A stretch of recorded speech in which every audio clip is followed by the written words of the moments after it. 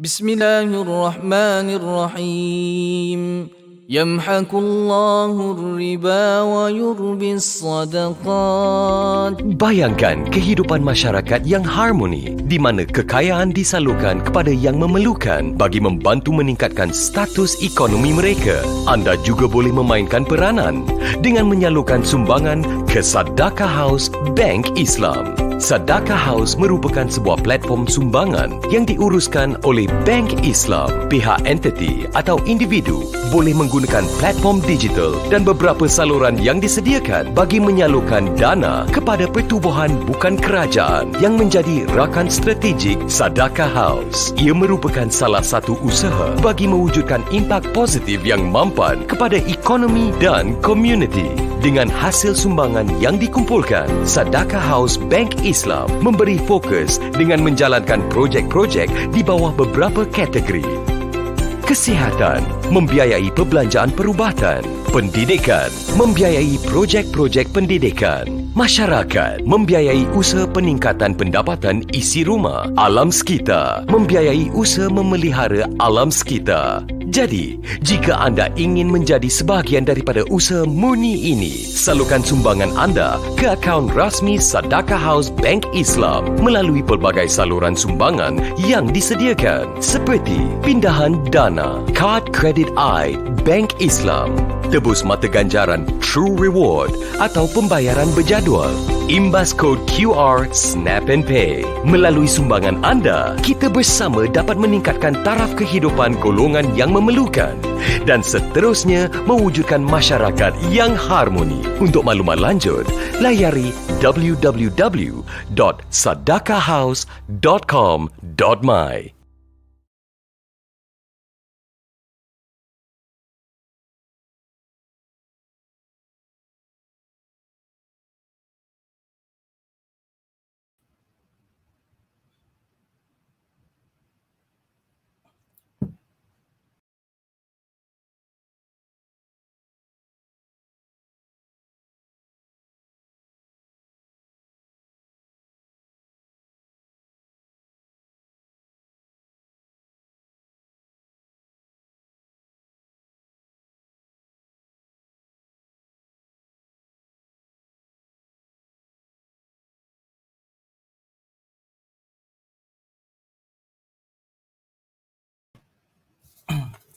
Assalamualaikum warahmatullahi wabarakatuh dan selamat tengah hari kepada tuan-tuan dan puan-puan yang mengikuti wacana Selasa Bank Islam Malaysia Berhad yang dibawakan khas oleh Pusat Kewangan Sosial Bank Islam. Terima kasih kerana meluangkan masa tuan-tuan dan puan-puan pada tengah hari ini. Bagi mereka yang tidak sempat untuk mengikuti pada waktu tengah hari ini, insya-Allah siaran ini akan kekal di Facebook page Bank Islam Malaysia Berhad dan juga Facebook page Sadaqah House. Dan hari ini juga siaran ini ditayangkan secara langsung di Facebook page Syamsul Qamar Insights untuk pengetahuan tuan-tuan dan puan-puan. Terima kasih dan selamat datang ke perbincangan wacana Selasa untuk minggu ini.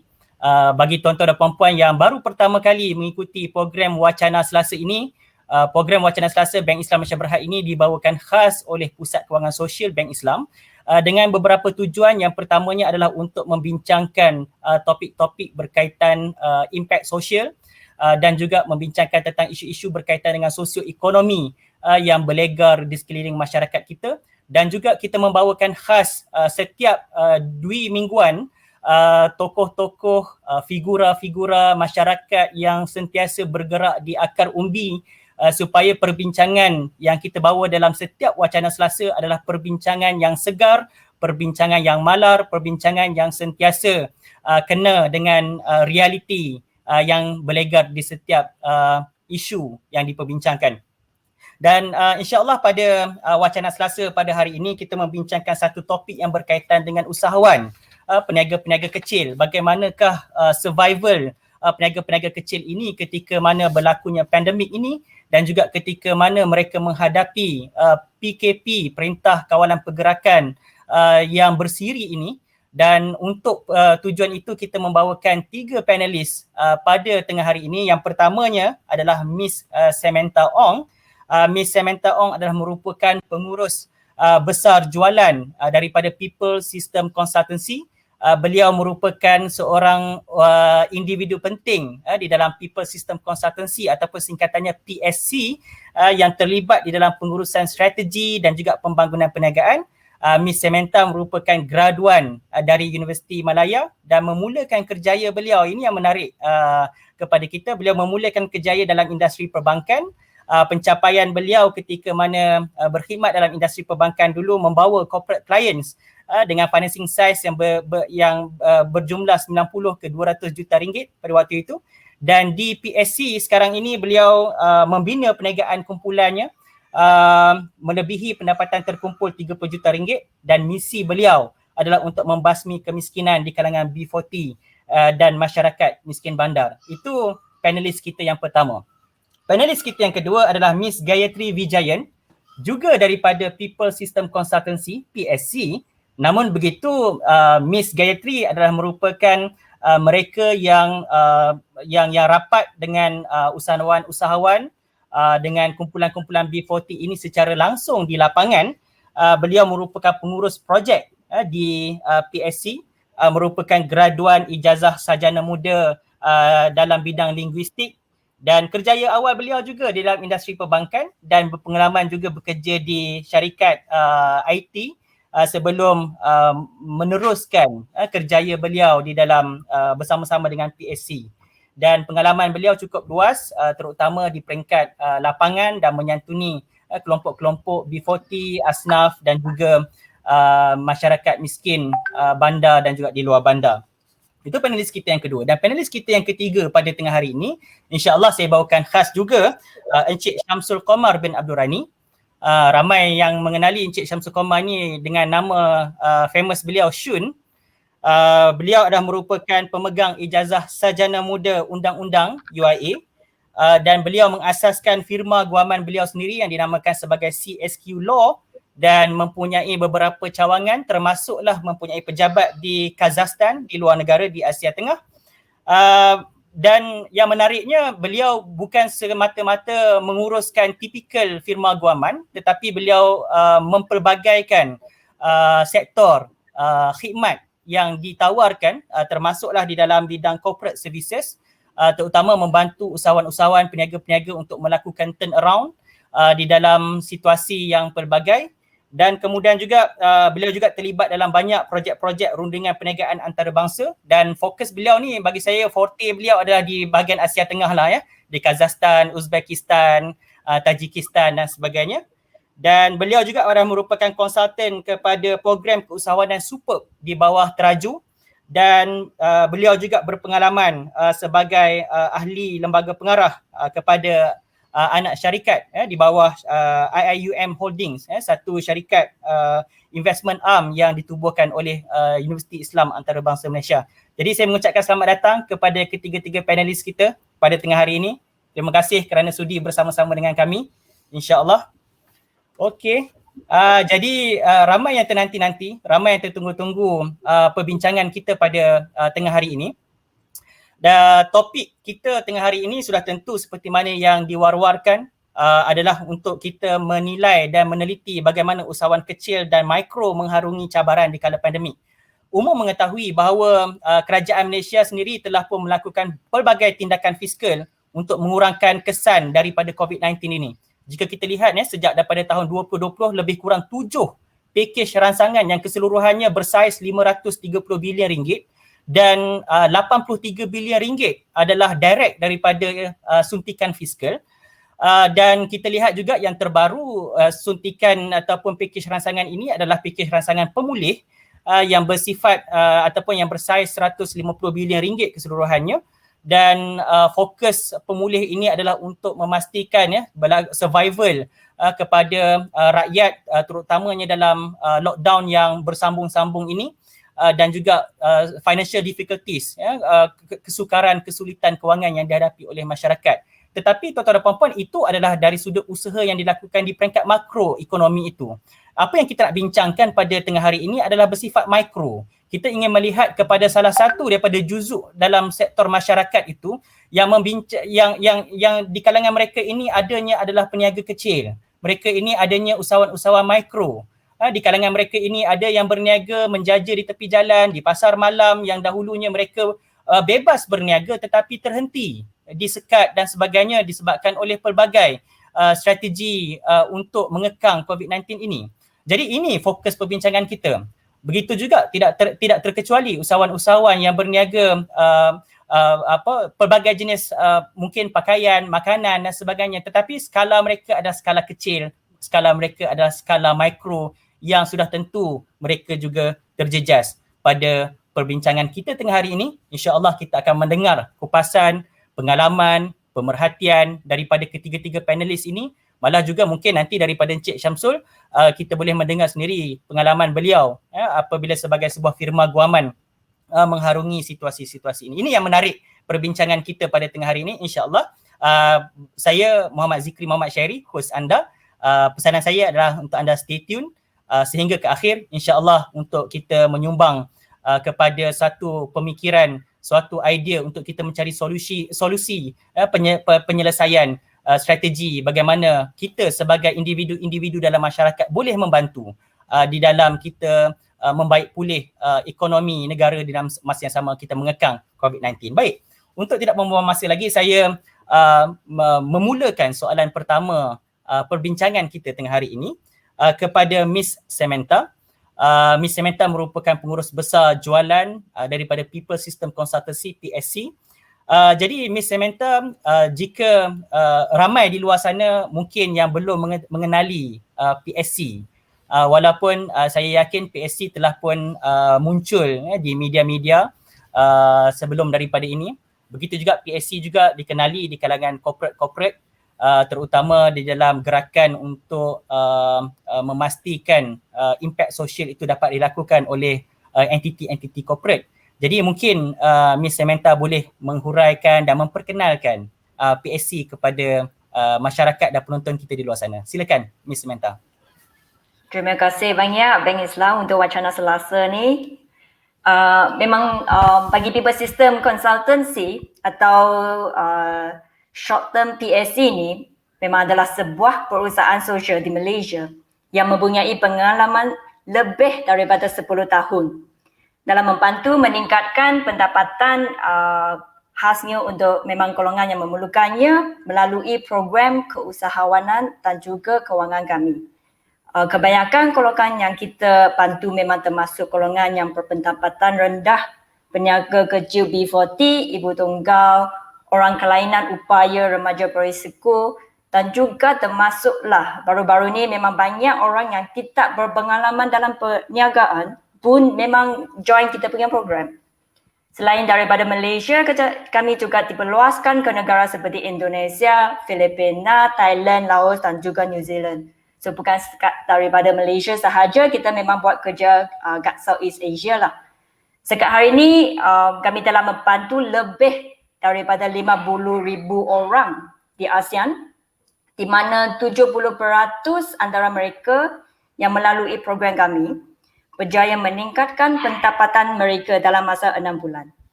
Itu persoalan dia, macam mana kita boleh meningkatkan pendapatan dia dalam masa tersingkat ni memang mengikuti kapasiti dan juga pengalaman bagi setiap peserta kita orang yang sedia ada. Lebih-lebih semasa PKP ni lebih daripada 3,500 orang termasuk kebanyakan yang kehilangan pekerjaan berupaya memulakan dan juga melanjutkan perniagaan mereka dalam masa tersingkat. So pertanyaan apa yang kita bantu bagi peniaga kerja ni semasa PKP atau pandemik ni? Kebanyakan peniaga kerja memang perasa buntu dan mempunyai kesukaran untuk melanjutkan perniagaan mereka masa pandemik ni. Selain membantu mereka membuat jalan dalam talian, syarikat kami juga membantu peniaga-peniaga kecil membina strategi untuk mendapatkan jalan semasa PKP. Seperti macam mana nak mendapatkan pelanggan ataupun menguruskan kewangan mereka dan juga menggunakan strategi yang dapat meningkatkan pendapatan mereka dalam masa tersingkat menggunakan kapasiti mereka yang sedia ada dan juga dalam model yang terentah. Memang masa ni semua orang pun cakap wang pun tak cukup. Itulah masa kita berdasarkan apa yang peserta kita orang ada, sedia ada. menggunakan dia punya kepakaran ataupun dia punya pengetahuan untuk memulakan perniagaan. Sebagai contoh, macam kita kisah-kisah kejayaan yang kita ada seperti macam Kak Mariani ni, rezeki keluarga dia memang terjejas akibat suaminya kehilangan pekerjaan dan juga perniagaan dia sebagai seorang tukang jahit baju kahwin juga terkendala semasa PKP 1 tahun lepas. So pertanyaan adalah siapa yang kena tempah baju, berkahwin baju ni semasa musim PKP yang berterusan ni. So apa yang jadi selepas program ni, Kak Mariani dia berinovasi dan menjual bakery sebagai perniagaan baru dia. Mengikuti permintaan yang tinggi di pasaran pada masa tu di mana memang tak cukup bekalan roti pada masa tu. Dalam masa 3 bulan sahaja, Kak Mariani berjaya meningkatkan perniagaannya daripada RM500 sahaja ke RM5,000 sebulan. RM500 ke RM5,000 sebulan. Dan juga berupaya memberi peluang pekerjaan yang ini canggihnya. Apa yang kita ajar kepada peserta kita orang bukan sahaja dari segi peningkatan pendapatan dia, tetapi juga impact apa jadi dengan peningkatan pendapatan dia membantu keluarga dia. So bagi Kak Mariani ni, dia memang memberi peluang pekerjaan kepada ibu tunggal yang lain dengan mengupah mereka sebagai ejennya. Kita pun ada cerita seorang pelajar dari Kuching, Sarawak, Cik Fariza. Cik Fariza ni dia memulakan kedai runcit di rumah kampungnya apabila kedua-dua keluarganya, dia punya ibu bapa kehilangan pekerjaan. Selepas program kami, Cik Fariza bukan sahaja dapat meningkatkan pendapatan melalui perniagaan dia daripada RM1,500 sebulan ke RM11,000 sebulan dengan menggunakan kapasiti dia sendiri, di mana rezeki ni bukan sahaja dapat menanggung berbelanjaan keluarganya dengan 6 orang adik-beradik dan juga dapat memulakan simpanan untuk menyambungkan pelajarannya. So apa kata akhirnya bagi people system ataupun PSC ni, kami memang sebuah perusahaan sosial yang fokus membina usahawan makro dan berjaya membantu mereka meningkatkan pendapatan mereka dalam masa tersingkat berdasarkan kapasiti dan juga menggunakan model yang terendah. Harap itu memang memahami apa PSC yang kita buat. Ya. Setidak-tidaknya terima kasih Miss Samantha. Ramai di luar sana dah mula mengenali PSC dan sumbangan yang dilakukan PSC. Mungkin kita boleh katakan PSC ni salah satu daripada wira yang tidak didendang. Jika kita melihatkan daripada statistik yang diberikan oleh Miss Samantha tadi, saya cukup tertarik apabila 70% daripada mereka yang dibantu dan mengikuti program di bawah PSC telah berjaya meningkatkan pendapatan mereka, dan ini suatu kejayaan yang satu statistik yang sangat penting kepada kita. Jadi untuk pengetahuan tuan-tuan dan puan, PSC adalah merupakan salah satu daripada rakan pelaksana Bank Islam di dalam PBI Mikro Bangkit. Jadi untuk mereka yang baru mengikuti wacana Selasa ini, kita bawakan panelis 3 orang hari ini. Yang pertama Miss Samantha daripada PSC, People System Consultancy. Yang keduanya adalah Miss Gayatri juga daripada People System Consultancy, tetapi akan membincangkan daripada paradigma pengalaman yang berbeza. Dan yang ketiga, nanti panelis yang ketiga adalah Encik Syamsul Qamar bin Abdul Rani, merupakan pendiri sebuah firma guaman CSQ Law. Baik. Miss Samantha telah pun menerangkan kepada kita bagaimana peranan yang PSC mainkan sama ada sebelum daripada pandemik ini dan juga ketika pandemik yang sedang kita lalui ini. Dan 70% tadi adalah merupakan satu data yang penting kepada kita. Setidak-tidaknya kita mengetahui bahawa di luar sana ada kumpulan-kumpulan yang sentiasa membangunkan usahawan-usahawan ini. Baik, namun kita beralih kepada Miss Gayatri. Walaupun 70% itu adalah mereka yang berjaya meningkatkan pendapatan di dalam program PSC sendiri, Namun daripada pemerhatian Miss Gayatri yang sentiasa berada di lapangan, yang sentiasa berhubung dengan usahawan-usahawan mikro, bukan saja usahawan mikro, mereka mungkin juga adalah di kelompok B40, di kelompok asnaf dan sebagainya ini, apa biasanya cabaran-cabaran yang mereka hadapi ini yang selalu mereka mungkin kemukakan kepada PSC, dan kemudian PSC mencadangkan penyelesaian bersama, memahami masalah mereka yang akhirnya mereka tahu PSC ada di sana untuk mendengar masalah keluhan yang mereka hadapi. Silakan Miss Gayatri. Alright, terima kasih Ustaz atas peluang ni. Daripada pengalaman PSC sendiri, cabaran utama yang dihadapi oleh para peniaga B40 ni ialah pertamanya dari segi kesulitan kewangan. Okay, so disebabkan pandemik yang berterusan ni, banyak peserta kita telah berkongsi bahawa disebab akibat daripada sekatan pergerakan, mereka tidak dapat melangsungkan perniagaan dengan biasa seperti yang dahulu. Okay, so sebilangan besar mereka telah terpaksa menggunakan simpanan mereka untuk menyara keluarga mereka.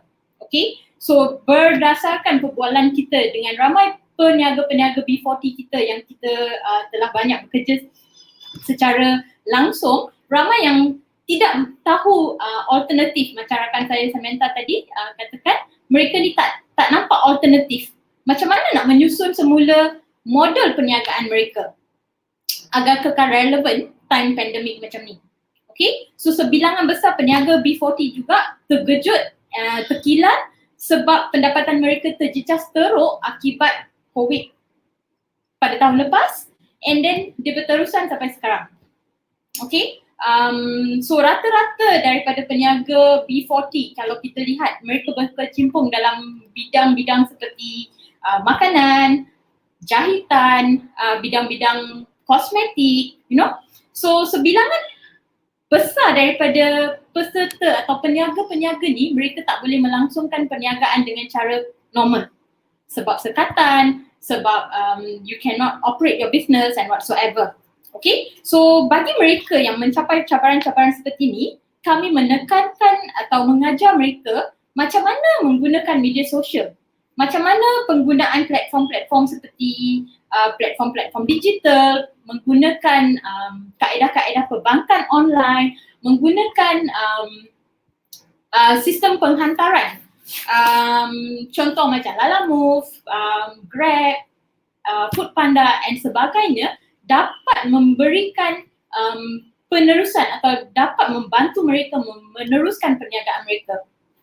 Okay, also apa yang PSC buat ialah macam Sam kata tadi, banyak peniaga-peniaga kita dia tak ada alternatif. So apa yang PSC buat, apa PSC telah lakukan untuk peniaga-peniaga ni ialah kita tolong mereka, kita bimbing mereka untuk merangka balik dia punya rangka perniagaan dia dari mula. Alright. Baik. Itu suatu usaha yang bagus di peringkat PSC, dan kalau kata saya boleh tambah lagi, salah satu daripada sumbangan PSC juga adalah menekankan tentang menguruskan kewangan peribadi dan juga menguruskan kewangan perniagaan. Sebab bagi saya ini satu antara modul latihan yang cukup baik, kerana akhirnya usahawan-usahawan mikro juga perlu diterapkan untuk bagaimana nak mengasingkan kewangan mereka, yang mana kewangan peribadi dan bagaimana kewangan perniagaan mereka. Dan juga yang penting juga adalah dalam modul latihan yang dilatih oleh PSC adalah bagaimana untuk mewujudkan ataupun bagaimana ingin membina rancangan perniagaan ataupun business plan, kan? Sebab kebanyakan usahawan-usahawan mikro yang mungkin yang selama ini perniagaan itu adalah perniagaan yang turun temurun, mungkin adalah perniagaan yang bersifat mikro, bersifat terlampau kecil, yang mereka mungkin sebelum ini tidak tahu tentang kepentingan mewujudkan pelan perniagaan. Setidak-tidaknya bila telah pun ditunjukkan pelan perniagaan itu, mereka pun boleh nampak bagaimanakah dari sudut projection perniagaan mereka ke hadapan dan sebagainya, kan? Ini satu sumbangan yang menarik yang diberikan oleh PSC di dalam financial intervention yang dilakukan oleh Bank Islam melalui pembiayaan mikro bangkit. yang kerjasama yang kita adakan bersama-sama dengan PSC ini sejak daripada bulan Januari yang lalu secara aktifnya, walaupun kita telah pun memulakan pengenalan dengan PSC ini sebenarnya daripada tahun lepas ya, bulan 3 tahun 2020 apabila pakej ransangan yang pertama prihatin dilancarkan oleh Yang Amat Berhormat Perdana Menteri pada waktu itu tentang iTiKAD. Pada waktu itu kita telah pun memulakan perbincangan, tetapi akhirnya pemeteraian hubungan itu dilaksanakan melalui usaha sama yang lain, program yang lain. Alhamdulillah ianya telah pun menampakkan hasil. InsyaAllah tuan-tuan dan puan-puan jangan ke mana-mana kerana kita akan menayangkan beberapa case study yang telah pun berjaya hasil daripada dilatih oleh PSC dalam program pembiayaan mikro bangkit yang dilaksanakan oleh Bank Islam. Baik, saya nak beralih kepada panelis kita yang ketiga. Beliau sendiri adalah merupakan pemilik perniagaan, beliau sendiri adalah merupakan pengasas perniagaan, dan saya kira pengalaman beliau sebenar-benarnya di dalam mengasaskan perniagaan dan menguruskan perniagaan ini saya kira baru bermula tahun 2014, mungkin 2015, tidak terlampau lama, tetapi telah pun sebelum pandemik telah pun berjaya membina perniagaan beliau sehingga telah ada pejabat di luar negara. Jadi kita bawakan panelis kita yang ketiga ni, Encik Syamsul Qamar bin Abdul Rani. Soalan yang saya ingin bertanya kepada Encik Syamsul, apa yang boleh Encik Syamsul kongsikan cabaran yang dilalui oleh Encik Syamsul di dalam pandemik ini?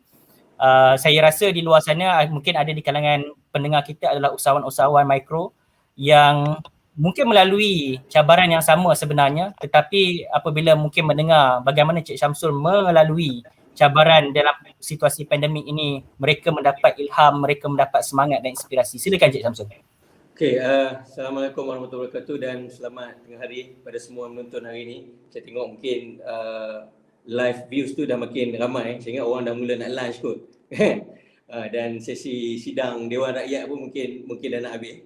Jadi semua mungkin dah beralih ke wacana Selasa. Terima kasih Bank Islam Sadaqah House kerana sudi mengundang saya hari ini sebagai one of the panelist dalam satu rancangan flagship yang saya anggap sangat-sangat berimpak tinggi, dan sepatutnya program macam ni perlu disebarluaskan, perlu lebih lagi ramai orang tahu tentang program Wacana Selasa ni. Dan saya harap followers saya di Syamsul Qamar Insight pun yang hari ni kita stream juga program ni, mungkin boleh bantu lagi sampaikan more information kepada orang yang di bawah. Dan saya happy dengar perkongsian daripada dua orang panelis kita sebentar tadi daripada PSC yang cerita, dia bukan cerita tentang soal teori saya tahu. Dia bukan cerita apa yang kita banyak dengar lah kan, hari ni orang bagi tips lah, orang bagi cara kaedah macam mana, tapi dia cerita tentang bagaimana dia buat benda tu, impact dia kan. Saya dengar tadi tak silap saya dah impact ribuan mereka yang berniaga kan, yang dikategorikan sebagai B40. Even Tuan Zikri, perkataan B40 tu pun saya tak tahu adakah masih lagi valid B40 tu, sebab tak silap saya kerajaan pun dah mengatakan bahawa sebenarnya mungkin dia bukan B40 lagi. Kelompok kluster B40 ni mungkin dah makin besar oleh kerana pandemik ni melanda kita. Dan daripada di Malaysia sendiri kita tahu kita start lockdown ataupun PKP Mac tahun lepas, dan dia dah berlarutan daripada apa yang kita sangkakan. Mungkin sekarang ni bukan B40 lagi, mungkin B50 ataupun B60.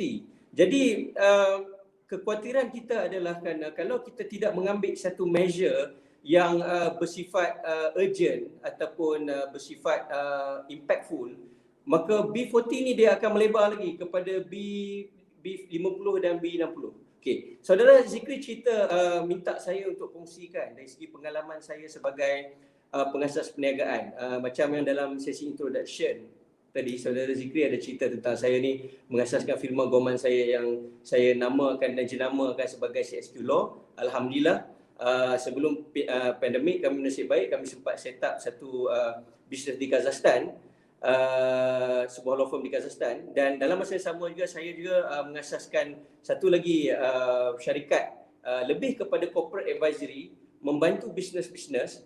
Kita ada range of produk yang kita bantu, sama ada bisnes di peringkat mereka yang bisnes yang tengah grow di peringkat mungkin lebih pada M40, Dan kita juga ada produk yang kita sizekan kepada mereka yang berada di B40 untuk membantu lebih kepada saya punya forte lah, iaitu professional services. Sebab kita tahu contohnya macam bila mereka pergi ke macam contohnya nak consult lawyer ke nak consult accountant ke, mungkin kadang-kadang fees tu mahal. Jadi kami di syarikat saya ni CSQ Corporate Services, kita ada perkenalkan satu produk yang namakan SmartCo, yang mana kita offer 5 core services macam legal, company secretary, account, tax dan juga HR kepada mereka-mereka yang nak save cost mereka, yang nak save cost dan harganya sangat berpatutan, dan kita jaga fundamental syarikat-syarikat yang saya boleh katakan kategorikan termasuklah mereka yang berada di B40.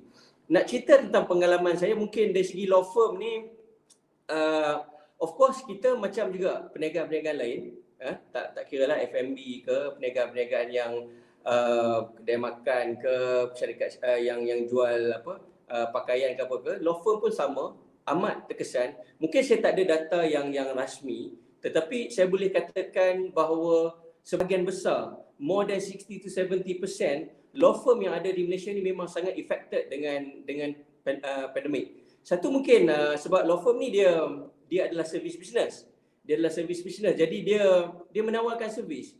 Jadi kalau klien kita pun bermasalah, sebab law firm saya kita fokus kepada banyak komersial lah. Kita servis kepada bisnes, kita servis kepada perniagaan. Jadi kalau banyak perniagaan yang struggle, jadi macam mana dia orang nak hire ataupun nak engage servis macam lawyer. Jadi memang kita sangat terkesan lah dalam keadaan saya boleh katakan ini krisis ekonomi. Dan kalau kita tengok pun sini, klien-klien kita pun struggle. Kalau dia datang pada kita pun dia minta kalau boleh free advice lah. Kan? Dia minta free advice kerana dia orang pun sendiri bergelut dengan masalah dia orang. Dan di syarikat saya, di firma saya termasuk juga dengan syarikat CSQ Corp, jadi kita ada lebih kurang dekat hampir 30 orang pekerja. Dan Alhamdulillah sehingga pada hari ini kita masih lagi boleh mempertahankan semua pekerja-pekerja kita tak buang pekerja. Kita masih lagi berjaya untuk bayar pekerja kita full, kita tak ada pemotongan gaji dan sebagainya. Saya rasa for simple reason, personally saya adapt kepada 3 benda yang saya panggil sebagai strategi 3C.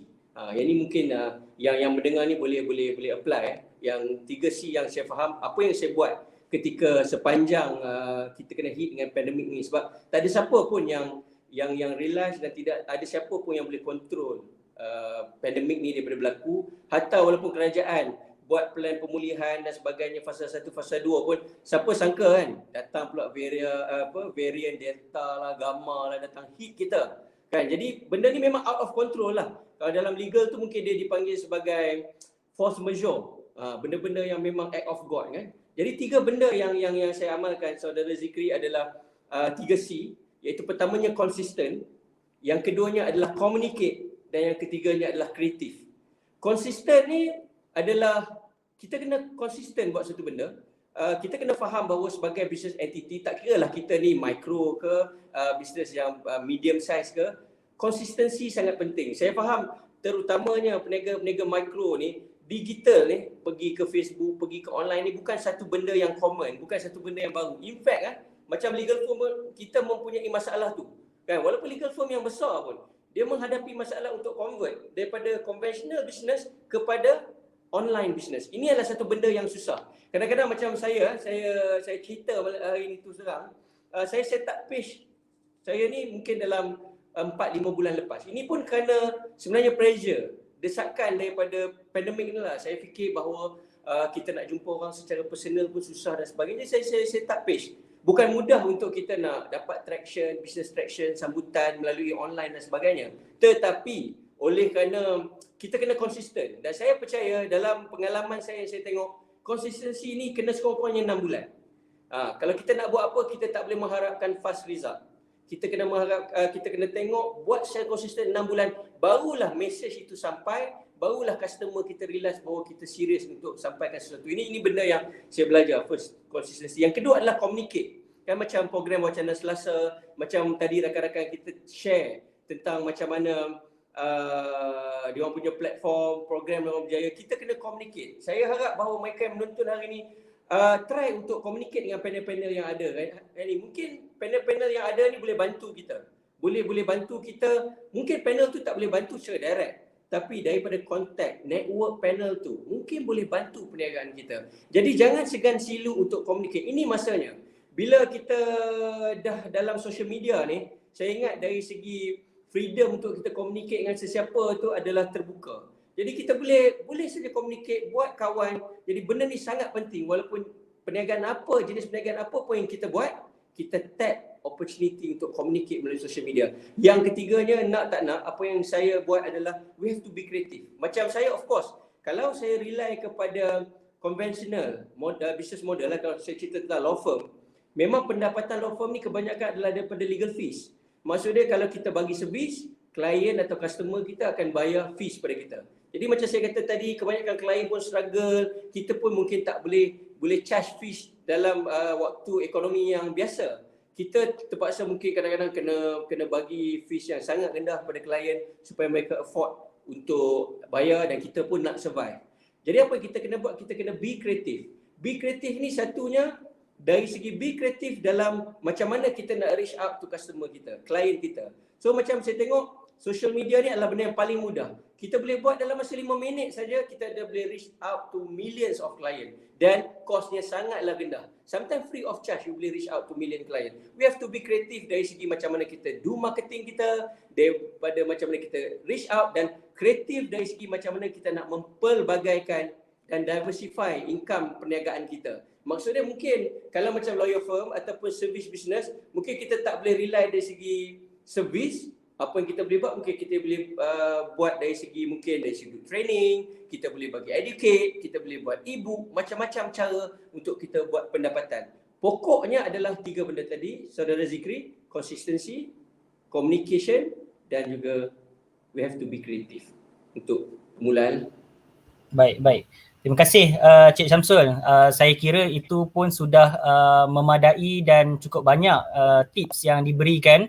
3C itu bagi saya suatu perkara yang sangat penting, konsisten, communicate dan kreatif itu. Dan saya tertarik kerana Cik Syamsul alhamdulillah CSQ Law berjaya survive di dalam pandemik ini, dan bila mendengarkan 30 orang staff masih lagi dibayar gaji penuh, itu suatu success story yang insya-Allah moga-moga berkekalan. Dan bila menjadi pendiri kepada ataupun pemilik kepada perniagaan ni bukan sekadar 30 orang staff itu kan, tetapi termasuklah pasangan staff dan juga anak-anak kepada staff tersebut sebenarnya di bawah jagaan kepada seorang pemilik perniagaan. Ini suatu real story yang dihadapi oleh usahawan kita. Baik. Satu perkongsian yang menarik untuk round pertama ini, daripada ketiga-tiga panelis kita dengar mereka yang membangunkan usahawan, dan juga kita mendengar usahawan sendiri yang melalui pandemik ini dan juga tips yang dikongsikan. Dan untuk itu kita berehat seketika dalam 5 minit untuk kita mendengar pesanan penaja. Ini lebih kepada success story yang kita berjaya cungkil daripada usahawan-usahawan yang terpilih yang kita bantu di dalam program pembiayaan mikro bangkit. Jangan ke mana-mana.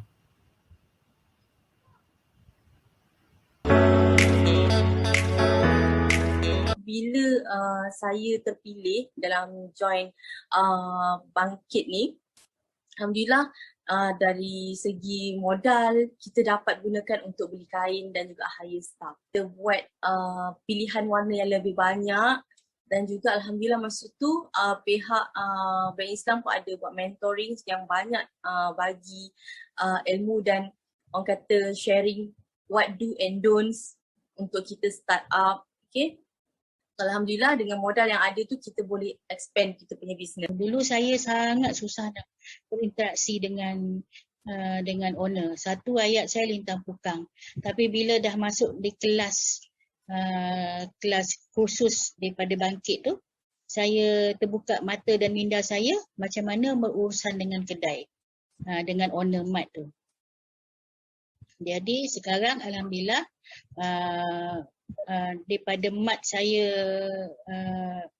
belas-belas, sekarang dah 50, alhamdulillah. Lepas ni insya-Allah saya akan meneroka ke Jempol, Melaka dan Perak. Sehingga saya ada kejar target saya sebelum hujung tahun, saya akan ada 100 mat dan lebih lagi insya-Allah. Sekiranya lebih daripada 100 tu kira Allah bagi saya rezeki. Sebelum ni saya memang makan gaji. Jadi saya memang tak ada pengalaman langsung dari segi bisnes. Apa yang saya buat sebelum saya join Bangkit adalah saya beranggapan begini, kalau macam melakukan perniagaan tu saya jual, orang beli and then saya dapat untung. Dan tutup buku. Tapi bila saya join Bangkit ni, dekat dalam program ni ajar macam mana kita kena target customer, macam mana kita kena kenal customer kita sendiri, macam mana nak luaskan perniagaan. Saya baru nampak macam cara pemikiran seorang business owner. Bukan sekadar jual, beli, kira untung. Saya juga macam basically saya dapat tahu macam mana nak kira kos-kos kasar, kos-kos tersembunyi, semua tu. Benda ni sangat useful untuk orang yang tak pernah nak ada proper business lah. Mentor sangat membantu untuk explain setiap satu workflow, apa yang patut saya buat. Selain daripada tu juga, bila kita dah yakin dengan diri sendiri, saya dah kira alhamdulillah sekarang ni saya dah tak perlu jumpa doktor, saya dah tak perlu jumpa saya punya psychiatrist, saya juga dah stop medication. Itu actually satu perubahan yang sangat positif dalam hidup saya sebab untuk orang yang ada anxiety disorder, untuk berfikiran positif tu sangat mengambil masa. Selain daripada itu, apa yang saya suka tentang Bangkit ni sebab dalam program ni dia ajar saya bukan untuk fokus pada diri kita sendiri. Sebab mindset saya sebelum ni bila kita berniaga, kita kaya, kita untung seorang-seorang. Tapi dalam program Bangkit ni ada juga penekanan untuk macam sedekah, tolong orang lain. Selain daripada tu macam cara untuk macam mana saya boleh macam meningkatkan ilmu saya supaya saya dapat membantu orang lain.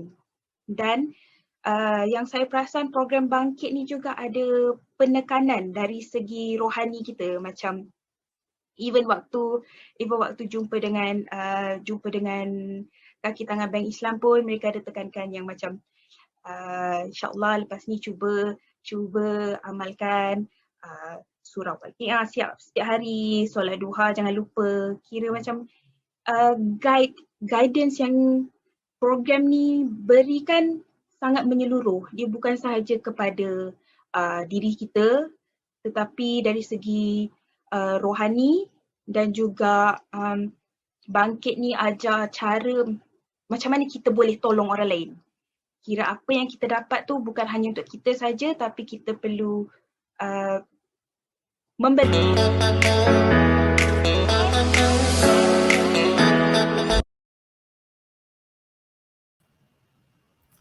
Terima kasih kepada tuan-tuan dan puan yang masih lagi setia bersama-sama dengan kami dalam program Wacana Selasa yang dibawakan khas oleh Bank Islam Malaysia Berhad melalui Pusat Kewangan Sosial Bank Islam.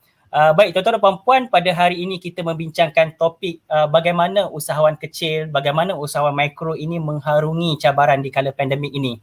Kita bawakan khas ketiga-tiga panelis kita pada hari ini, dua orang daripada People System Consultancy, PSC, iaitu merupakan salah satu daripada rakan pelaksana pembiayaan mikro Bangkit Bank Islam Malaysia Berhad, iaitu Miss Samantha Ong dan juga Miss Gayatri. Dan juga kita juga bawa real usahawan, ya, seorang pemilik syarikat, pendiri syarikat, iaitu Encik Syamsul Qamar bin Abdul Rani, merupakan pemilik CSQ Law, sebuah firma guaman di Kuala Lumpur. Jadi tuan-tuan dan puan, sebentar daripada tadi tuan-tuan dan puan telah pun mengikuti 3 orang peserta pembiayaan mikro Bangkit yang kita sempat temu ramah minggu lepas berkaitan dengan kesan yang mereka lalui selepas sahaja mengikuti program pembiayaan mikrobangkit ini. Jadi untuk tuan-tuan perempuan yang belum mengenali tentang pembiayaan mikrobangkit Bank Islam ini adalah merupakan salah satu daripada inovasi yang Bank Islam Malaysia Berhad lakukan kepada platform pendanaan awam sedekah haus. Jadi kita menawarkan pembiayaan mikrobangkit kepada usahawan-usahawan mikro golongan unbankable ataupun golongan underbankable, yang maksudnya usahawan-usahawan mikro yang masih lagi belum layak untuk mendapatkan pembiayaan biasa daripada mana-mana bank. Ya, ini disebabkan oleh banyak faktor. Faktor antara yang paling penting adalah faktor pendapatan. Faktor kedua adalah faktor dari sudut dokumentasi kepada pendapatan dan perniagaan. Jadi kelompok-kelompok ini yang kita tawarkan pembiayaan mikrobangkit melalui rakan-rakan pelaksana yang telah pun kami lantik. Buat masa ini kita telah pun melantik lebih kurang dalam 22 rakan pelaksana, dan mereka ini mengenal pasti, mereka ini yang melatih usahawan-usahawan mikro ini setelah di Bank Islam kita luluskan dari sudut kredit kepada usahawan-usahawan mikro ini. Dan kita tawarkan sejak daripada bulan November 2020 dan kita tawarkan pembiayaan mikrobangkit ini pada 0%, tiada kadar keuntungan yang dikenakan.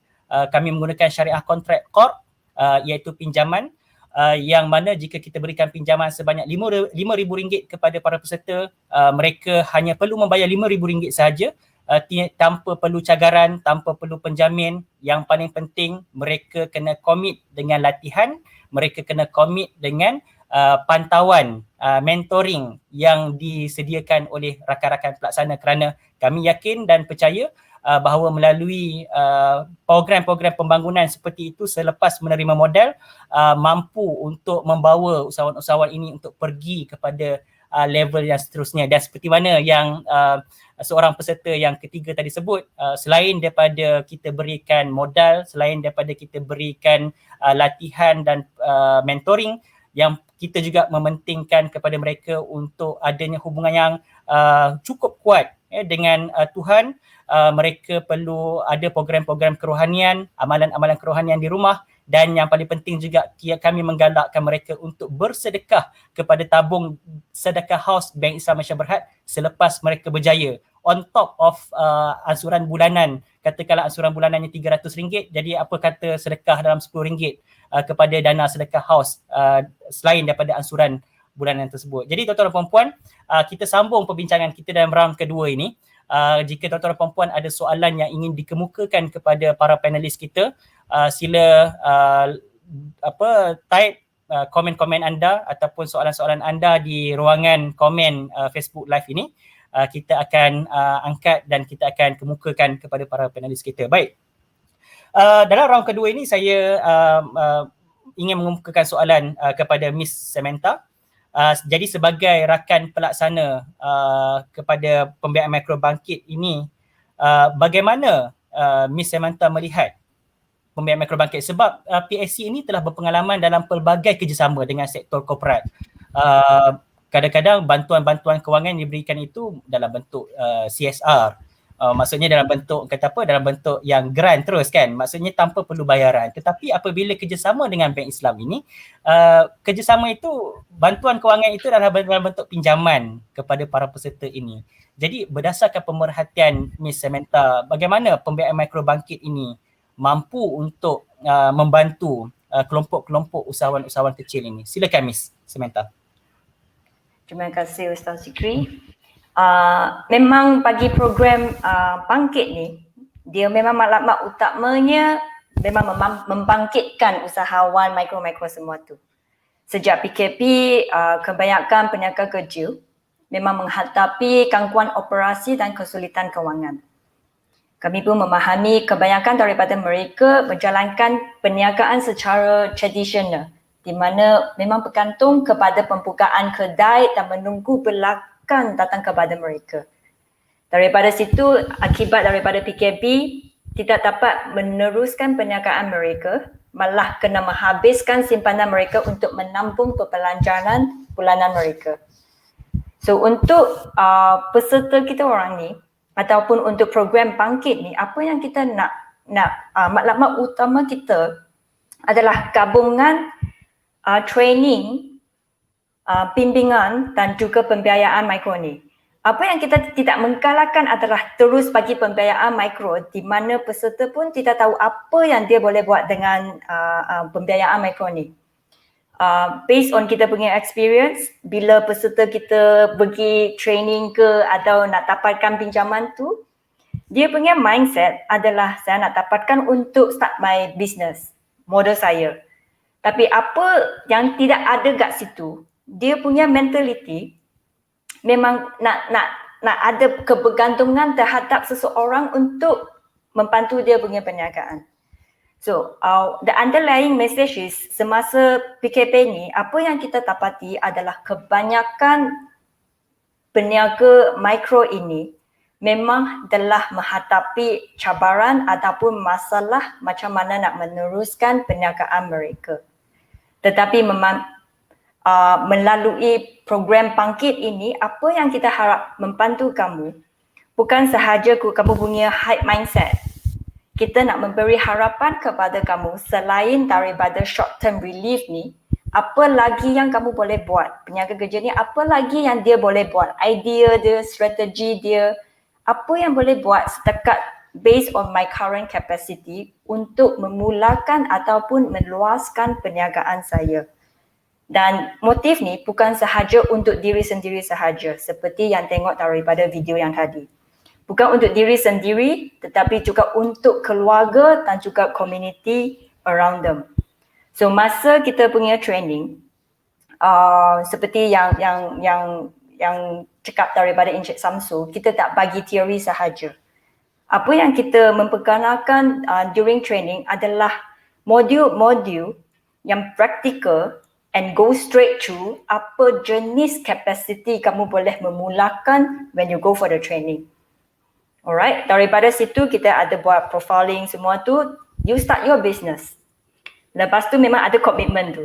Tak pergi training lepas tu ingat saya boleh buat business, tak.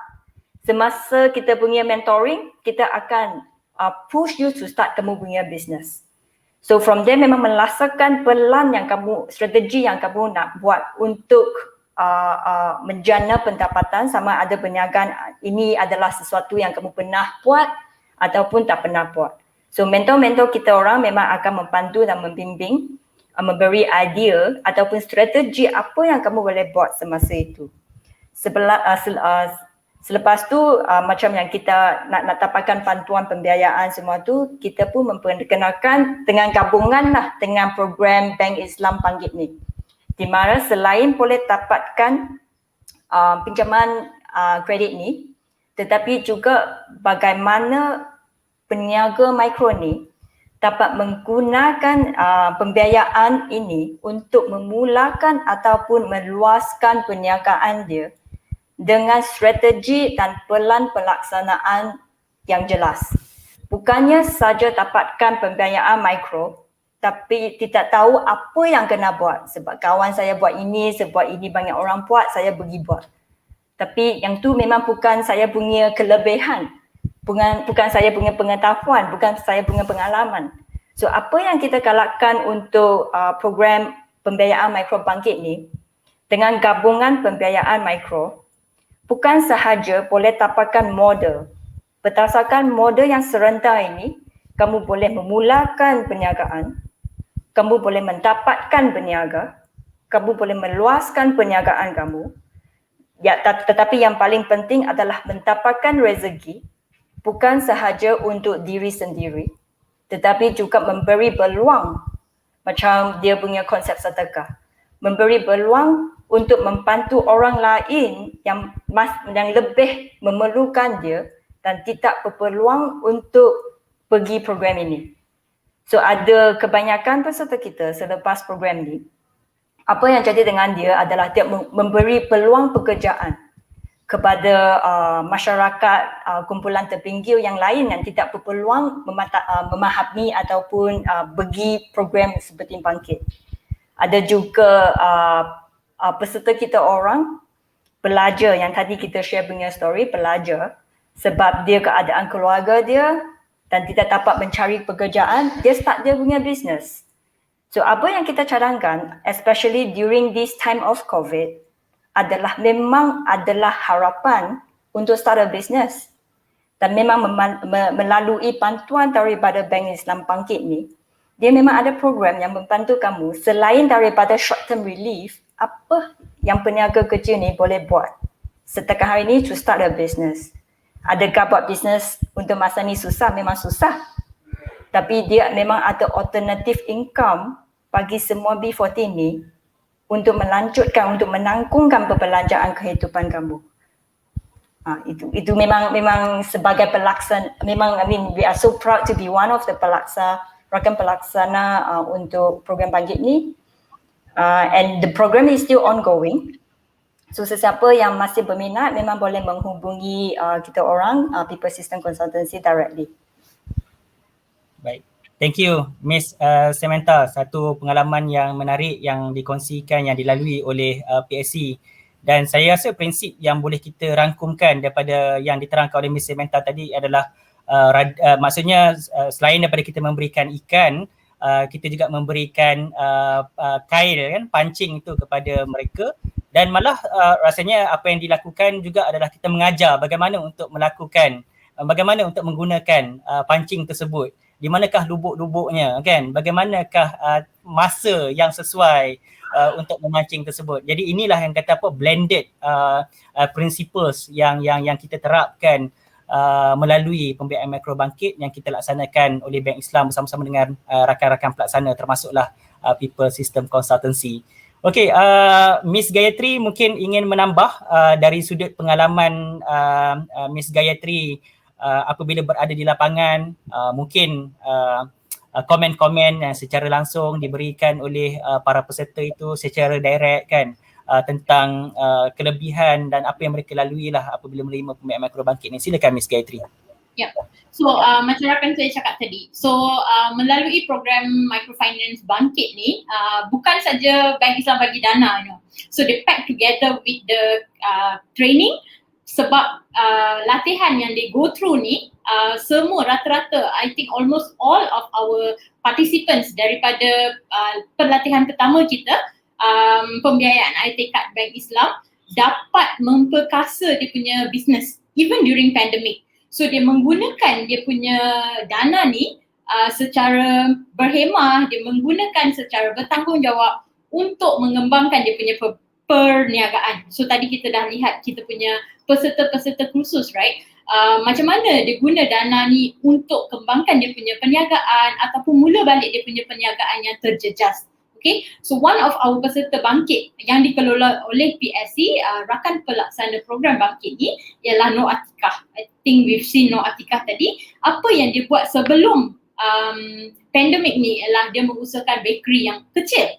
It's a very small bakery. So apa yang dia telah buat hasil daripada pembiayaan mikro ni ialah dia dapat mengembangkan dia punya bakery, dia dapat melengkapkan bakery dia dengan peralatan contoh macam oven yang lebih canggih yang boleh memampan dia punya bisnes. So hasil daripada kelengkapan ni, dia daripada tak dapat nak target atau tak dapat nak produce a lot of cakes, dia dapat pasarkan sehingga 200 kek sehari. Okay, and sebelum ni sebab dia bakery yang kecil, dia tak dilihat oleh public. Okay, and sekarang bila dia dah mengembangkan dia punya bakery, hasil daripada bimbingan, hasil daripada mentoring, hasil daripada latihan. So bila dia datang latihan, kita akan mentor dia, kita akan ajar dia macam mana dia nak struktur dia punya perniagaan, macam mana dia rangka dia punya perniagaan. Kak Atikah ni, dia sekarang mampu even pass on dia punya cake to other peniaga.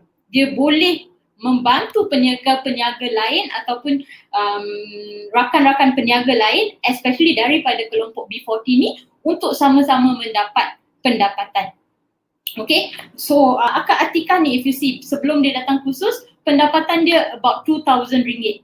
Tapi selepas dia dapat dana daripada program bangkit ni, selepas pembiayaan Bank Islam and also selepas bimbingan daripada PSC sendiri, Kak Atikah ni sekarang dia lebih yakin untuk mengelola dia punya bisnes, dia lebih pandai untuk cari pelanggan, dan pendapatan dia pada bulan April sebanyak 16,000.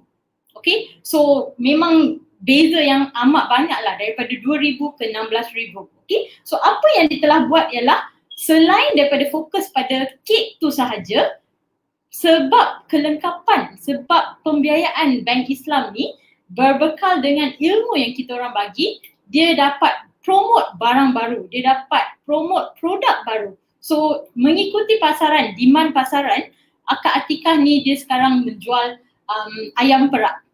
Okay, so they know that okay, during PKP orang tak boleh dine in, they cannot go and bawa keluarga pergi makan. So what did she do ialah dia guna peluang ni untuk promote produk baru, untuk tengok assess apa kehendak pelanggan. Apa yang buat macam mana nak buat inovasi produk.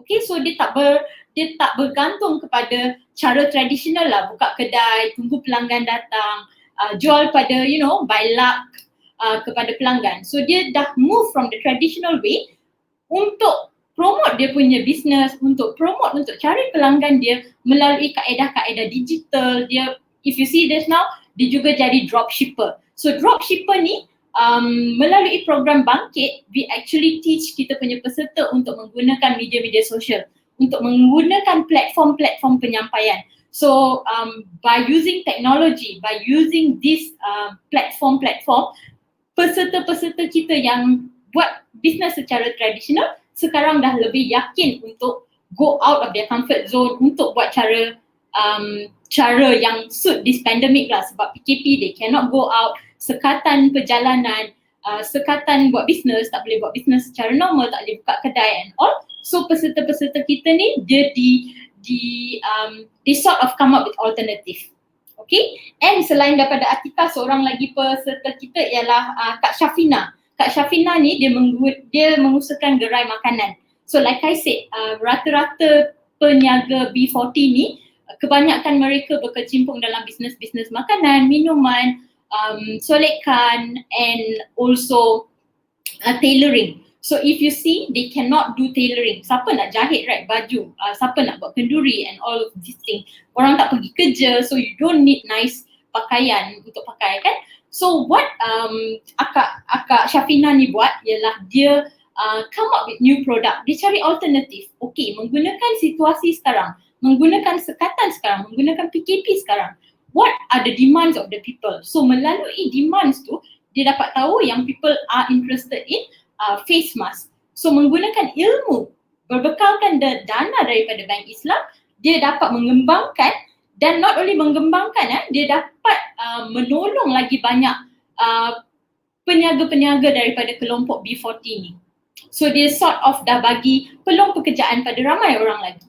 Okay, and mereka tak perlu risau. So because of this, mereka tak perlu risau untuk menggunakan dia punya simpanan, atau mereka tak perlu risau untuk what business can I do, because berbekalkan ilmu, berbekalkan dana ni, mereka sekarang dah boleh guna untuk kukuhkan dia punya business. And like I said, pembiayaan mikro ni is one of the very strong way ataupun one way untuk kita memperkasa golongan-golongan B40 ni untuk keluar dari kemiskinan.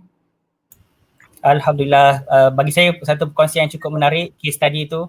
Kalau kata kita boleh bukukan kan ke kumpulan-kumpulan yang telah pun bagaimana kreativiti mereka itu melakukan perubahan untuk melalui pandemik ini cukup satu perkara yang menarik lah untuk tatapan generasi-generasi kita yang akan mendatang.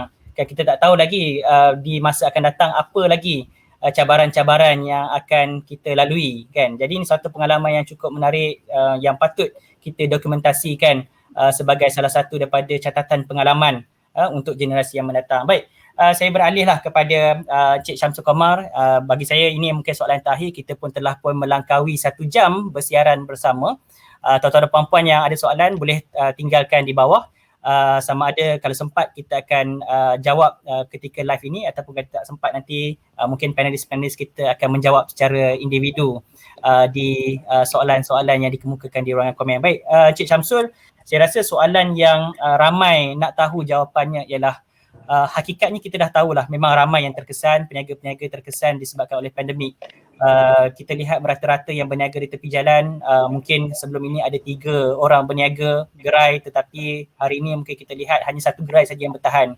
2 2 gerai lagi mungkin disebabkan oleh jenis perniagaan, akhirnya mereka mungkin menghentikan seketika ataupun menukar model perniagaan.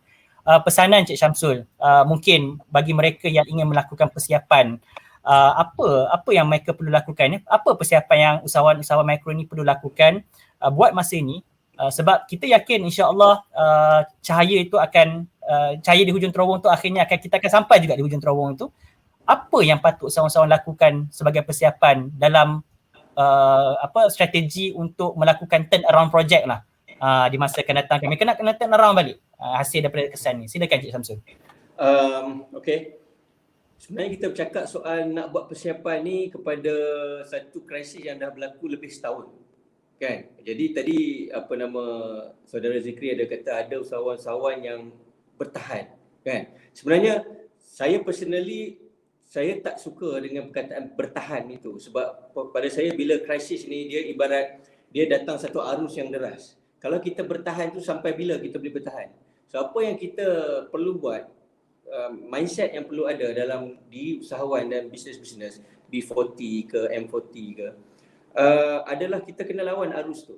Kita kena lawan arus tu. Macam tadi sekali lagi saya teruja lah dengar perkongsian daripada panel-panel macam Miss Amenta, Miss Gayatri cerita tentang macam mana success story orang yang dalam industri bakery dan sebagainya kan. Macam mana dia orang boleh buat bisnes dia orang. Macam mana dalam istilah Saudara Zikri guna perkataan turn around tadi. Macam mana dia orang boleh turn around bisnes walaupun dalam keadaan macam tukang jahit yang tadi contoh tadi kan. Memang tak ada kenduri, tak ada majlis siapa yang nak order tukang jahit tu. Macam mana dia boleh turn around? Dia explore, dia teroka peluang-peluang baik. Satu benda yang kita kena tahu bila kita cerita tentang persiapan ataupun apa yang the best yang kita kena ada sekarang ni adalah, pertamanya kita kena faham bahawa konsep opportunity tu, peluang ni dia datang sepanjang masa. Dia tidak semestinya peluang tu kalau macam krisis, pandemik, covid ni tak ada peluang. Dan kalau kita pun belajar, kita baca buku-buku tak kira lah mereka yang berjaya di Malaysia ataupun mereka yang berjaya di luar negara, kebanyakan perniagaan-perniagaan yang hebat, bilioner, milioner dicipta ketika krisis. Ya, kita tengok macam Facebook, banyak perniagaan macam Facebook misalnya muncul pada tahun 07-08 ketika global financial crisis. Kita tengok hari ini Facebook di mana? Facebook dari segi perniagaan yang paling berjaya di dunia. Kan? Jadi kita kena faham bahawa macam peniaga-peniaga, jangan set mindset kita bahawa bila krisis mesti bisnes down, tak ada akan siapa orang nak berniaga, nak beli barang dengan kita. Ini satu mindset yang kita kena kekal. Kita kena pastikan bahawa mindset kita adalah apa opportunity, apa peluang yang ada waktu krisis ni. Kan? Kalau kita dalam perniagaan, misalnya saya tengok kawan-kawan yang dalam usahawan sukan, ini mereka ni lagilah terkesan bila dia tengok plan pemulihan, dia hanya boleh operate fasa 4. Kan? Yang mana kita tengok kes sekarang ni, jangan kata 4,000 nak bawa 10,000 pun kita tak tahu bila lagi. Jadi kita kena ada mindset bahawa okey, apa opportunity yang ada yang kita boleh create dalam keadaan sekarang. Kan? Macam mungkinlah ini just thinking out loud, kalau mungkin mereka yang terlibat dengan perniagaan berbentuk sukan, fizikal dan sebagainya, mungkin waktu ni mungkin kita boleh aktifkan secara online ke, macam kita ajar bersenam ke, macam mana nak sihatkan badan ke dan sebagainya kan. Kita boleh create in such a way yang mana itu adalah demand, sebab kita tahu ramai orang duduk di rumah tak sihat kan. Ramai yang kalau bestnya kalau boleh pergi main badminton ke, pergi main futsal ke, dan benda tu tak boleh. Jadi orang nak kepada kehidupan yang lebih sihat, wellness dan sebagainya. Mungkin ini adalah satu option yang kita boleh buat ketika pandemik ini. Pokok pangkalnya adalah jangan lihat bahawa bila datang pandemik, bila datang krisis, ini memang masalah, aku kena tunggu bantuan daripada kerajaan. Saya suka tadi bila, saya tak ingat Miss Samantha ke ada highlight bahawa kebanyakannya daripada kita ni, kita suka bergantung kepada orang lain. Kita nak tengok dulu apa kawan buat, kita nak tengok dulu apa kerajaan nak bagi, kita nak tengok apa NGO nak bagi kepada kita. Tapi kita tak tanya ni, kita yang nak berniaga ni, kita buat apa? Kan, daripada selain pada menunggu di rumah. Dan saya juga selalu menggalakkan, in fact saya sendiri waktu PKP ni menyedarkan saya bahawa pentingnya kita untuk network dengan orang lain, pentingnya untuk kita collaborate. Misalnya kita ada kawan-kawan, walaupun dia katakan kita berniaga, katakan tadi jual kek kan, kita ada kawan-kawan yang bukan jual kek pun, tapi sebenarnya ada 1,001 cara macam mana kita boleh ajak kawan-kawan kita, jom kita collaborate, jom kita JV, Jom kita buat usaha sama, jom kita buat benda ni sama-sama. Sebab saya nampak kebaikan, blessing in disguise ataupun rahmahnya bila datang pandemik ni ada dua benda. Pertamanya saya tengok rakyat Malaysia, masyarakat kita ni dah jadi selfless. Kita dah tak selfish. Ini yang datang macam program Kibar Bendera Putih kan, dan sekarang ni kita tengok macam contoh macam Bank Islam, saya puji. Keluar daripada kepompong jadi bank yang selalunya orang-orang biasa ni dianggap bank ni adalah satu rejim yang kejam, kapitalis yang ganas. Tapi saya ingat program-program macam micro bangkit, dia telah pun mengubah perception orang bahawa sebenarnya bank pun, especially Bank Islam yang bawa brand Islam tu pun nak hulurkan tangan dan bantu mereka yang susah. Dengan bagi program macam Khot Hassan tadi, tak ada interest kan, 0% kan.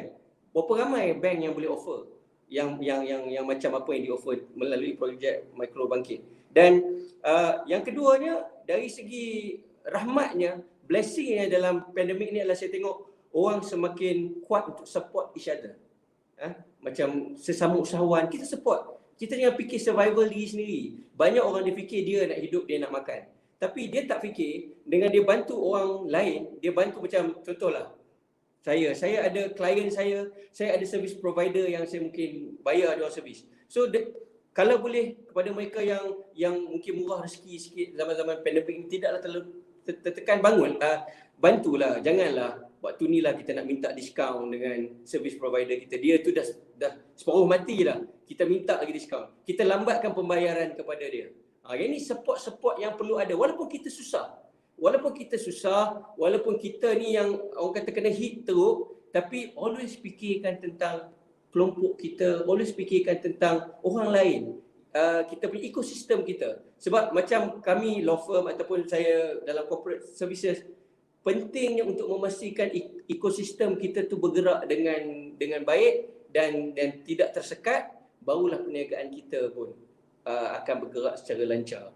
So jadi persiapan yang saya nampak selain daripada kita grab segala opportunity yang ada dari segi bantuan kerajaan, tadi Saudara Zikri peringkat awal cerita beratus bilion kerajaan bantu kan, dari sudut cash, dari sudut non cash insentifnya kepada peniaga-peniaga. Kena rajin tengok wacana macam ni kan, kena rajin. Sekarang ni banyak kelas-kelas online. Macam saya sendiri di Facebook Syamsul Kamal Insight, saya nak ajak kepada semua ini boleh join setiap Rabu pukul 9 malam. Saya akan buat lebih kurang yang macam ni lah, program-program sharing. Saya bawa usahawan-usahawan hebat yang berjaya kan untuk share pengalaman free of charge kan. Tapi masalah dia, orang kita ni dia tak minat benda ni. Dia suka tengok nanti isu gaduh ustaz sama ustaz. Itu dia sukalah. Itu kalau kita tengok live views dia tu beratus ribu orang lah.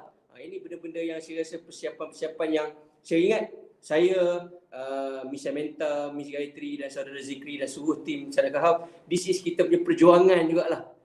Perjuangan kita untuk membangkitkan usahawan-usahawan kita ni untuk diorang celik mata, bukan setakat celik nak dapat duit je, tapi celik bahawa business ni is not only about money but it's all about developing yourself, building yourself.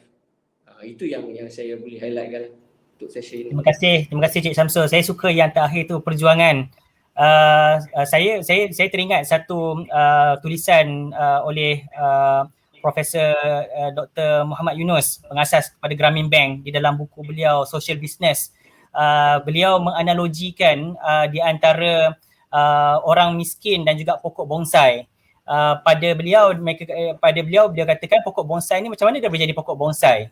Sebabnya dia kata daripada benih pokok yang besar, yang tinggi, yang kita ambil benih tersebut, kita tanam ke dalam pasu yang kecil, dalam tiny flower pot. Dia kata kita airi dengan air yang sesuai dengan pasu yang kecil, tanahnya pun tanah yang kecil. Akhirnya kita akan mendapat replika pokok yang besar yang tinggi itu dalam bentuk pokok bonsai yang kecil. Jadi dia kata orang miskin ini ataupun orang-orang yang susah, dia kata bukan disebabkan masalah genetik. Sebab dia kata pokok bonsai tadi bukan masalah genetik, bukan masalah benihnya, tetapi adalah environmentnya itu tak cukup, tanahnya itu kecil, pasunya itu kecil, airnya itu sikit. Jadi dia kata sama macam orang yang susah, macam orang yang miskin yang memerlukan bantuan, bukan kerana keturunan mereka, bukan kerana legacy mereka, bukan kerana benih mereka, tetapi disebabkan oleh faktor persekitaran, faktor masyarakat sekeliling yang mungkin tidak cukup untuk memberikan satu enabling environment kepada mereka.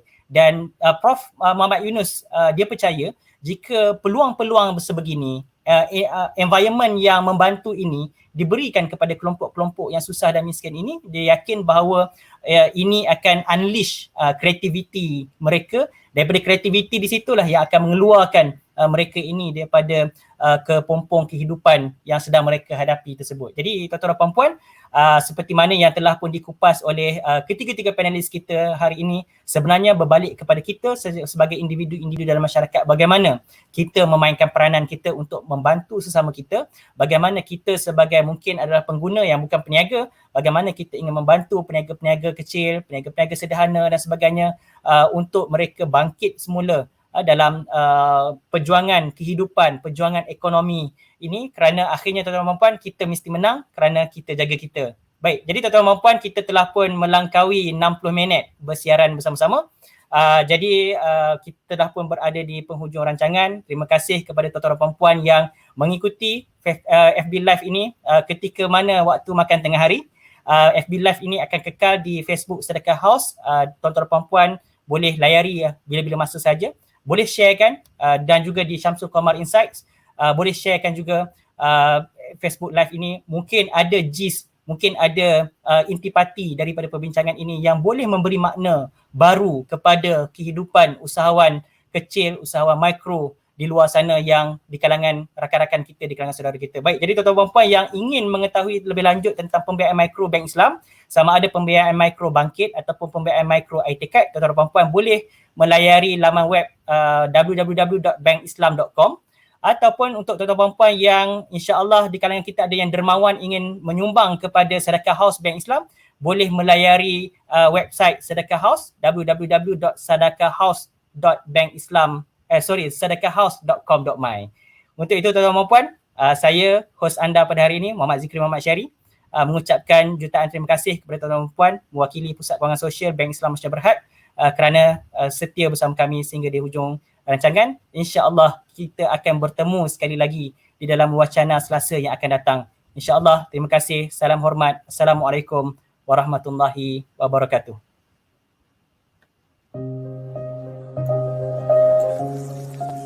Di saat kita menikmati rezeki yang enak, ada yang sedang menahan kelaparan. Di saat kita menikmati tubuh badan yang sehat,